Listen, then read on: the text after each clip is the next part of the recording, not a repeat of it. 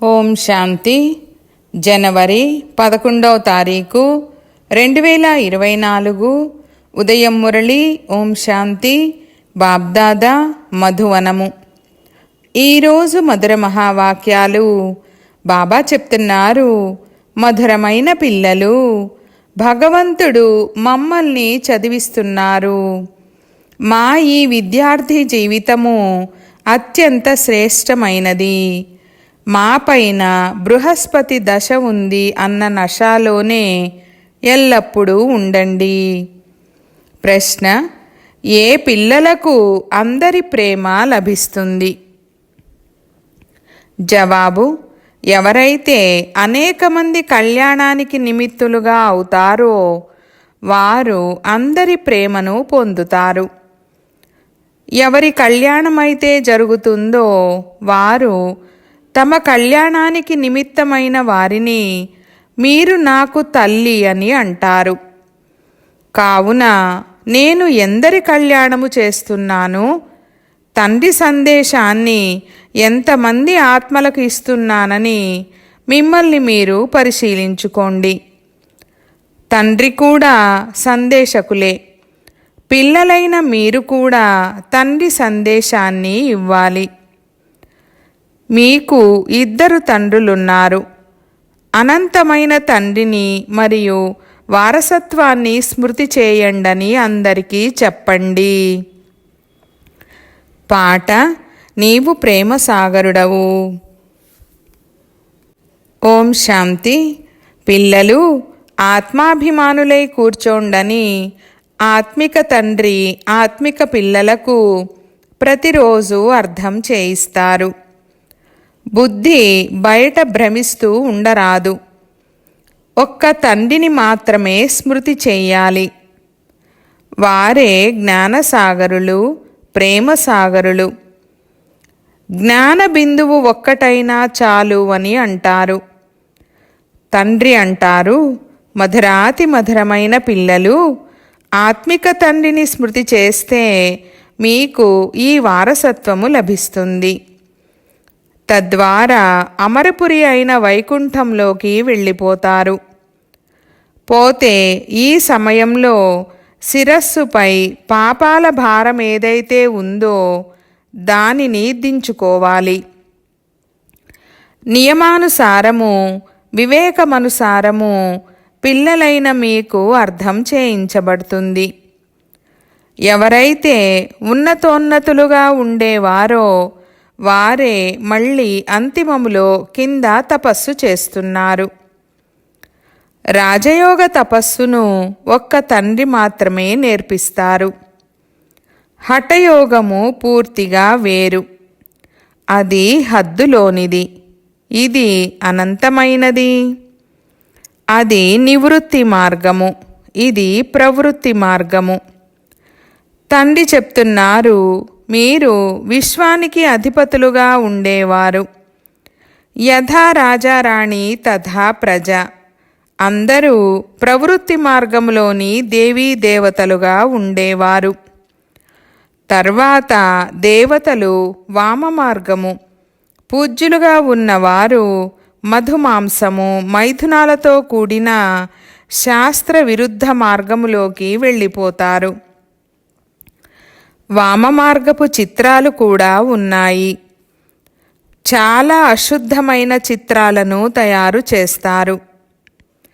వాటిని చూసేందుకు కూడా సిగ్గవుతుంది. ఎందుకంటే బుద్ధి పూర్తిగా అంతమైపోతుంది. నీవు ప్రేమ సాగరుడవు అన్నది తండ్రి మహిమ. ప్రేమ బిందువనే మాట లేదు. ఇవి జ్ఞాన బిందువులు. మీరు తండ్రిని గుర్తించి తండ్రి నుండి వారసత్వాన్ని తీసుకునేందుకు వస్తారు. తండ్రి సద్గతికి వెళ్ళే జ్ఞానాన్ని ఇస్తారు. కొద్దిగా విన్నా సద్గతిలోనికి వచ్చేస్తారు. పిల్లలైన మీరు ఇక్కడి నుండి కొత్త ప్రపంచంలోకి వెళ్ళాలి. మనం వైకుంఠానికి అధిపతులుగా అవుతామని మీకు తెలుసు.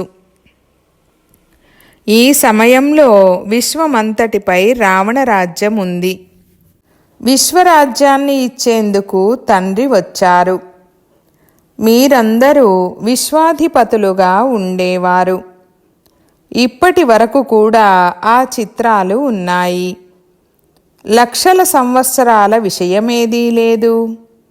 అది తప్పు. తండ్రినే ఎల్లప్పుడూ న్యాయబద్ధమైన వారని అంటారు. తండ్రి ద్వారా మొత్తం విశ్వమంతా న్యాయబద్ధంగా అవుతుంది. ఇప్పుడిది అధర్మయుక్తమైనది. ఇప్పుడు పిల్లలైన మీరు తండ్రి నుండి వారసత్వాన్ని తీసుకుంటున్నారు. కానీ ఇది కూడా డ్రామాలో నిశ్చయింపబడి ఉంది. కొందరు జ్ఞానము వింటూ వింటూ ఆశ్చర్యంగా వింటారు, వర్ణిస్తారు, మళ్ళీ పారిపోతారు. అహో మమ మాయా, నీవు ఎంత శక్తివంతమైన దానవు! నీవు తండ్రి నుండి విముఖులుగా చేసేస్తావు. అది శక్తివంతంగా ఎందుకు ఉండదు? అర్ధకల్పము దాని రాజ్యము నడుస్తుంది. రావణుడంటే ఏమిటో కూడా మీకు తెలుసు.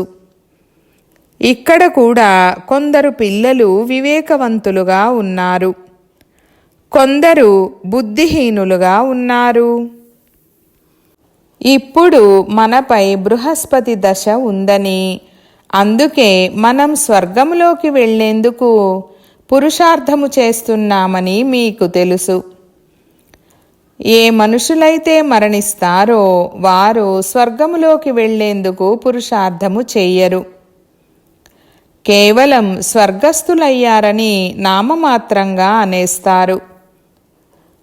సత్యమైన స్వర్గంలోకి వెళ్లేందుకు లేక స్వర్గాధిపతులుగా అయ్యేందుకు మనం పురుషార్థం చేస్తున్నామని మీకు తెలుసు. వీరు స్వర్గానికి వెళ్తున్నారని ఎప్పుడు ఎవ్వరూ అనరు.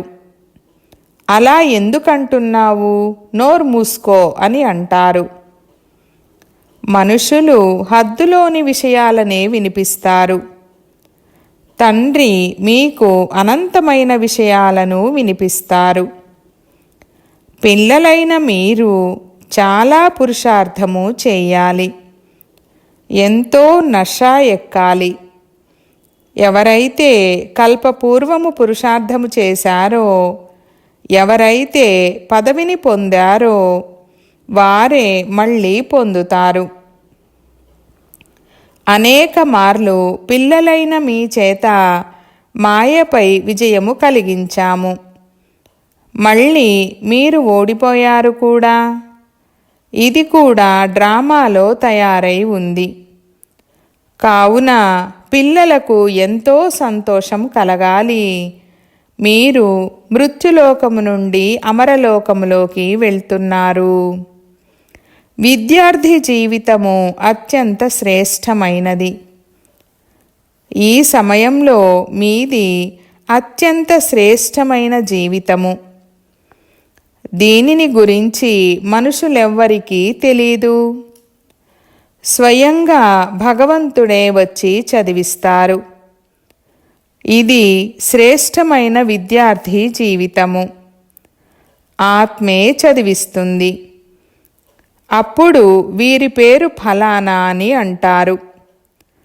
ఆత్మయే టీచరు కదా. ఆత్మయే విని ధారణ చేస్తుంది. వినేది ఆత్మయే, కానీ దేహాభిమాన కారణంగా అర్థం చేసుకోరు. సత్యయుగంలో కూడా ఆత్మనైన నాకు ఈ శరీరము లభించింది. ఇప్పుడు వృద్ధావస్థ వచ్చిందని అర్థం చేసుకుంటారు. ఇప్పుడు నేను ఈ పురాతన వస్త్రాన్ని వదిలి కొత్త దానిని తీసుకుంటున్నానని వెంటనే సాక్షాత్కారం అవుతుంది. భ్రమరము ఉదాహరణ కూడా ఈ సమయానికి చెందినదే. ఇప్పుడు మనము బ్రాహ్మణీలమని మీకు తెలుసు. డ్రామా ప్లాన్ అనుసారము ఎవరైతే మీ వద్దకు వస్తారో వారిపై భూభూ చేస్తూ జ్ఞానాన్ని వినిపిస్తారు. మళ్ళీ వారిలో కూడా కొందరు కచ్చాగా ఉంటారు, కొందరు కుళ్ళిపోతారు. సన్యాసులు ఈ ఉదాహరణను ఇవ్వజాలరు. వారెప్పుడూ తమ సమానంగా తయారు చేయరు. మీ వద్ద లక్ష్యముంది, ఉద్దేశ్యముంది. ఈ సత్యనారాయణ కథ, అమర కథ ఇవన్నీ మీవే. ఒక్క తండ్రి మాత్రమే సత్యాన్ని వినిపిస్తారు, మిగిలినదంతా అసత్యము. అక్కడ సత్యనారాయణ కథను వినిపించి ప్రసాదాన్ని తినిపిస్తూ ఉంటారు. ఆ హద్దులోని విషయాలు ఎక్కడా? ఈ అనంతమైన విషయాలు ఎక్కడా? తండ్రి మీకు ఏ ఆదేశాలనిస్తారో అవి మీరు నోట్ చేసుకుంటారు. ఇక మిగిలిన పుస్తకాలు, శాస్త్రాలు మొదలైనవన్నీ సమాప్తమైపోతాయి. పాత వస్తువేది ఉండదు. కలియుగము ఇంకా సుమారు 40,000 సంవత్సరాలుంటుందని మనుషులు భావిస్తారు. అందుకే పెద్ద పెద్ద భవనాలు మొదలైన వాటిని తయారు చేస్తూ ఉంటారు, ఎంతో ఖర్చు చేస్తూ ఉంటారు. కానీ సముద్రము వదులుతుందా? ఒక్క అలతో అంతా మింగేస్తుంది. ఒకప్పుడు ఈ బొంబాయి ఉండేది కాదు, అలాగే భవిష్యత్తులో ఉండదు కూడా. ఈ 100 సంవత్సరాలలో ఏవేవి వెలువడ్డాయో చూడండి.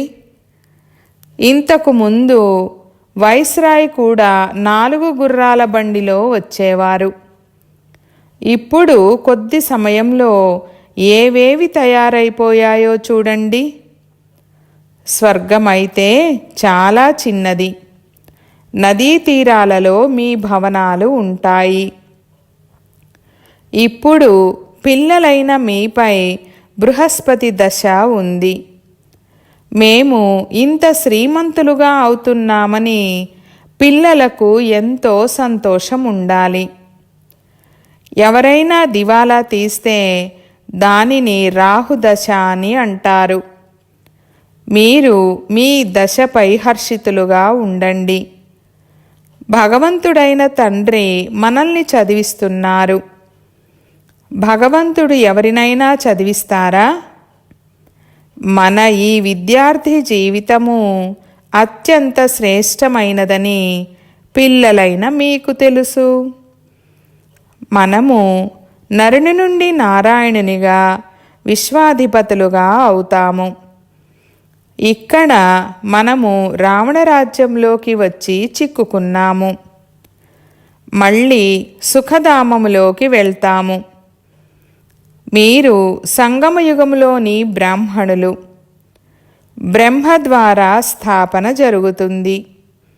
ఒక్కరే ఉండరు కదా, చాలామంది ఉంటారు కదా. మీరు ఈశ్వరీయ సేవాదారులుగా అవుతారు. ఖుదా స్వర్గస్థాపన చేసే సేవనేదైతే చేస్తారో అందులో మీరు సహాయపడతారు. ఎవరైతే ఎక్కువగా సహాయం చేస్తారో వారు ఉన్నత పదవిని పొందుతారు. ఎవరు ఆకలితో మరణించజాలరు. ఇక్కడ ఫకీర్ల వద్ద కూడా వెతుకుతే వేలాది రూపాయలు ఉంటాయి. ఆకలితో ఎవరు మరణించజాలరు. ఇక్కడ కూడా మీరు తండ్రికి చెందిన వారిగా అయ్యారు. తండ్రి పేదవాడైనా పిల్లలకు ఎప్పటి వరకైతే భోజనము లభించదో అప్పటి వరకు తను స్వయం తినడు.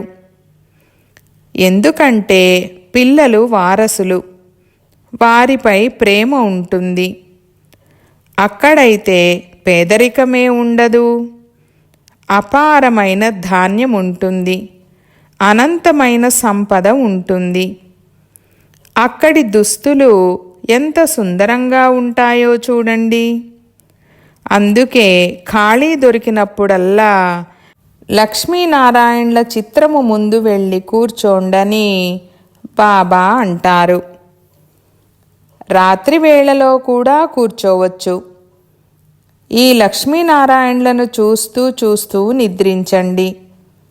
ఓహో బాబా, మమ్మల్ని మీరు ఇలా తయారు చేస్తున్నారు అంటూ మీరు ఇలా అభ్యాసము చేసి చూడండి. ఎంత ఆనందము కలుగుతుందో గమనించండి. మళ్ళీ ఉదయము లేచి అనుభవాన్ని వినిపించండి. లక్ష్మీనారాయణల చిత్రము మరియు మెట్ల చిత్రము అందరి వద్ద ఉండాలి. తమను ఎవరు చదివిస్తున్నారో విద్యార్థులకు తెలుసు. వారి చిత్రము కూడా ఉంది. మొత్తం ఆధారమంతా చదువుపైనే ఉంది. స్వర్గాధిపతులుగా అయితే అవుతారు, కానీ పదవికి ఆధారము చదువు. బాబా ఈ పురుషార్థమును చేయమని చెప్తున్నారు. నేను ఒక ఆత్మను, శరీరాన్ని కాదు. నేను బాబా నుండి వారసత్వాన్ని తీసుకుంటున్నాను. ఇందులో ఏ కష్టమూ లేదు. మాతలకైతే ఇది చాలా సులభము. పురుషులైతే వ్యాపార వ్యవహారాలలోకి వెళ్ళిపోతారు. ఈ లక్ష్యము, ఉద్దేశాన్ని తెలుపు చిత్రాన్ని చూపి మీరు చాలా సేవను చేయగలరు. అనేక మందికి కళ్యాణము చేస్తే మిమ్మల్ని ఎంతగానో ప్రేమిస్తారు. మీరు నా తల్లి వంటి వారని అంటారు. జగత్ కళ్యాణము కొరకు మాతలైన మీరు నిమిత్తులు. నేను ఎంతమంది కళ్యాణము చేశాను, ఎంతమందికి తండ్రి సందేశాన్ని ఇచ్చానని మిమ్మల్ని మీరు పరిశీలించుకోండి. తండ్రి కూడా సందేశకుడే, ఇంకెవరినీ సందేశకులని అనరు. తండ్రి పిల్లలకు సందేశాన్నిచ్చి అందరికీ వినిపించమని చెప్తున్నారు. అనంతమైన తండ్రిని మరియు వారసత్వాన్ని స్మృతి చేయండి. అంతేకాక 84 జన్మల చక్రాన్ని కూడా స్మృతి చేయండి. సందేశకుడైన తండ్రి, పిల్లలైన మీరు కూడా అందరికీ సందేశాన్ని ఇచ్చేవారు. 2 తండ్రులున్నారని అందరికీ చెప్పండి. అనంతమైన తండ్రి సుఖశాంతుల వారసత్వాన్ని ఇచ్చారు. మనము సుఖధామంలో ఉన్నప్పుడు మిగిలిన వారంతా శాంతిధామములో ఉండేవారు. మళ్ళీ జీవన్ముక్తిలోకి వస్తారు. ఇప్పుడు మనము వాపస్ వెళ్ళాలి. మళ్ళీ అక్కడ మనమే విశ్వాధిపతులుగా అవుతాము. బాబా మీ నుండి మాకు మొత్తం విశ్వరాజ్యాధికారము లభిస్తుందన్న ఒక పాట కూడా ఉంది. మొత్తము భూమి, సముద్రము, ఆకాశము అన్నీ మన చేతిలోనే ఉంటాయి. ఈ సమయంలో మనము తండ్రి నుండి అనంతమైన వారసత్వాన్ని తీసుకుంటున్నాము. మీరు గుప్త యోధులు, శివశక్తి సైన్యము. ఇది జ్ఞాన ఖడ్గము, ఇవి జ్ఞాన బాణాలు. వారైతే దేవీలకు స్థూలమైన మారణాయుధాలు ఇచ్చేశారు. భక్తి మార్గంలో ఎన్ని మందిరాలను నిర్మించారు, ఎన్ని చిత్రాలు మొదలైనవి ఉన్నాయి. అందుకే మీరు భక్తి మార్గంలో ధనము మొదలైన వాటన్నింటినీ సమాప్తం చేసేశారని తండ్రి అంటున్నారు. ఇప్పుడు ఇవన్నీ సమాప్తం అవ్వనున్నవి, మునిగిపోతాయి. అక్కడ ఏ విధంగా గనుల నుండి వజ్రాలు, నగలు మొదలైన వాటిని తీసుకుని వస్తారో మీకు సాక్షాత్కారం కూడా చేయించడం జరిగింది. ఎందుకంటే ఇవన్నీ భూస్థాపితమైపోతాయి. గొప్ప గొప్ప రాజుల వద్ద భూగర్భ మహళ్ళు ఉంటాయి. అవన్నీ భూస్థాపితమైపోతాయి. మళ్ళీ మీ కార్మికులు వెళ్ళి తీసుకొస్తారు.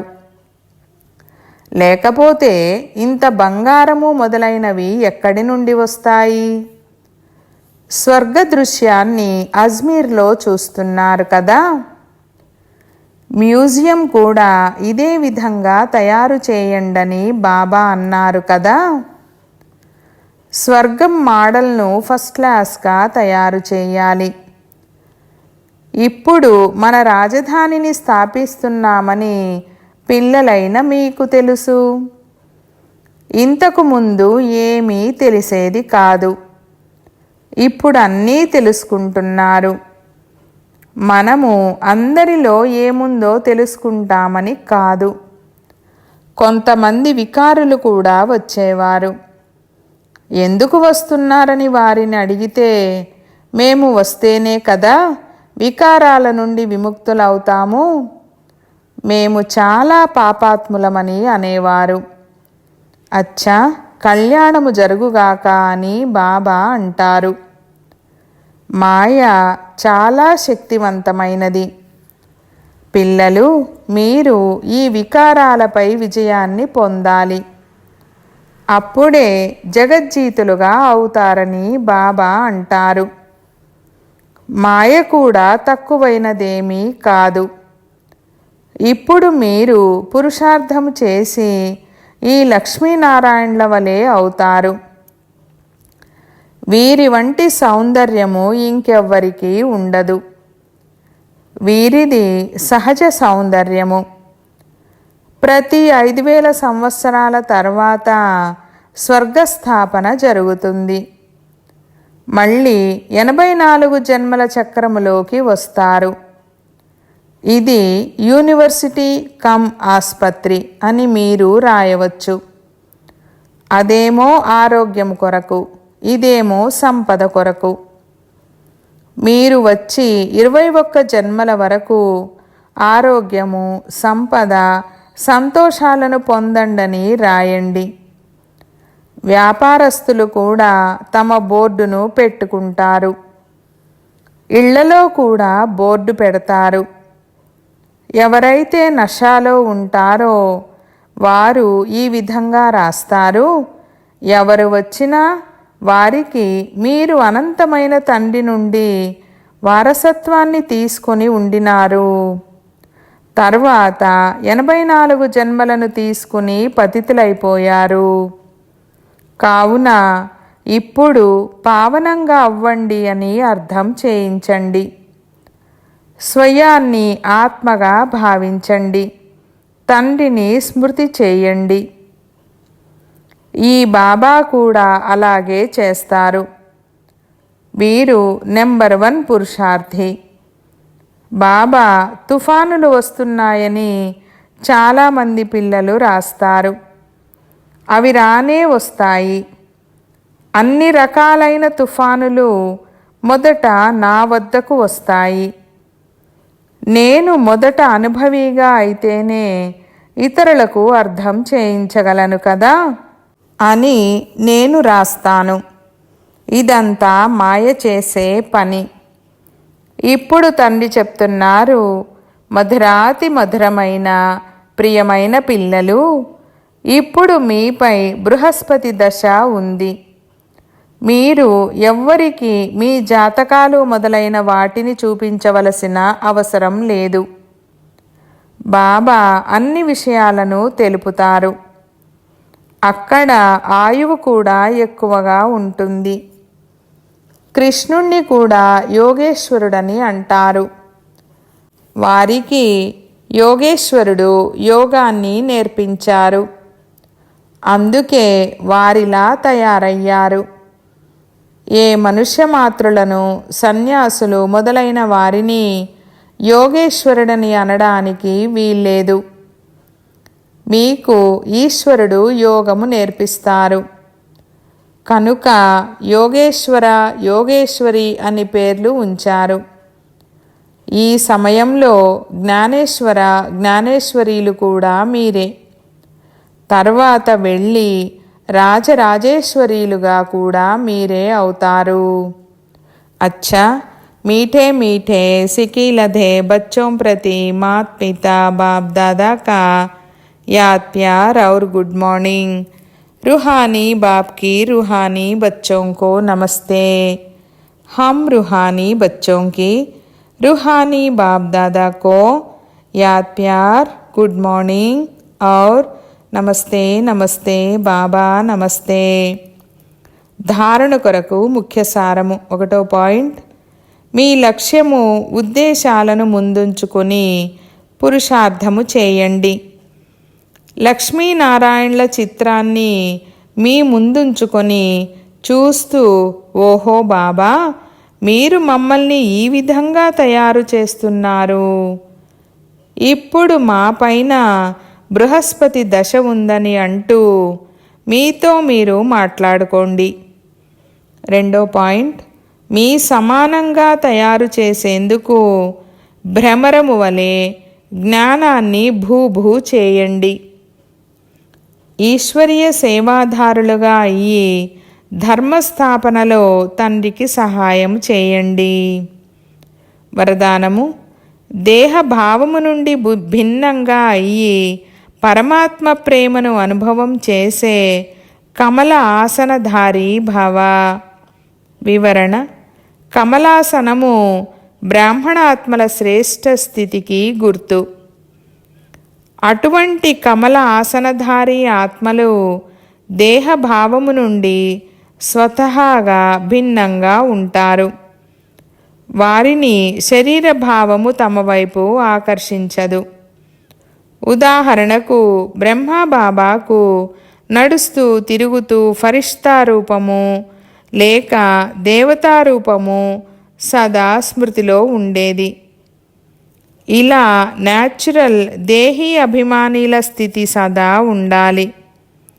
దీనినే దేహభావము నుండి భిన్నంగా అని అంటారు. ఇటువంటి వారే పరమాత్మకు ప్రియమైన వారిగా అవుతారు. స్లోగన్: మీ విశేషతలు లేక గుణాలు ప్రభువుకు ఇష్టమైనవి. వాటిని నావి అని అంగీకరించడమే దేహాభిమానము. ఈరోజు అవ్యక్త ఇషారా పాయింట్: అవ్యక్త సైలెన్స్ ద్వారా డబల్ లైట్ ఫరిష్తా స్థితిని అనుభవం చేయండి. వివరణ: బ్రహ్మబాబాతో ప్రేమ ఉంటే ఇప్పుడు బ్రహ్మబాబా సమానంగా ఫరిష్తాగా అవ్వండి. సదా మీ లైట్ యొక్క ఫరిష్తా స్వరూపము మీ ముందు కనిపిస్తూ ఉండాలి.